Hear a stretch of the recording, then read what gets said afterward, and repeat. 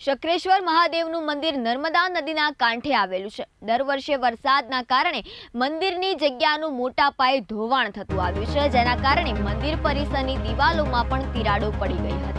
મંદિરના મહંત સિયા શરણદાસજીએ આ સ્થિતિને ધ્યાનમાં રાખીને દહેશત વ્યક્ત કરી હતી કે જો તુરંત પગલાં નહીં લેવામાં આવે અને સંરક્ષણ દિવાલ બનાવવાની નહીં આવે તો મંદિરનું અસ્તિત્વ જોખમમાં છે।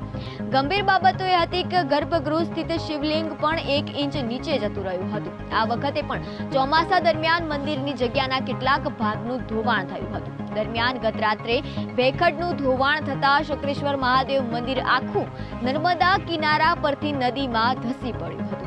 600 વર્ષ પૌરાણિક શક્રેશ્વર મહાદેવનું મંદિર ગત રાત્રે નર્મદા નદીમાં ધસી પડ્યું હતું। સ્થાનિક નેતાગીરી અને સરકારની ભયંકર બેદરકારીના કારણે લાખો હિન્દુઓની આસ્થાના કેન્દ્ર સમાન આ પ્રાચીન મંદિરનું અસ્તિત્વ જ ખતમ થઈ જતા લોકોમાં ભારે રોષ ભભૂકી ઉઠ્યો છે।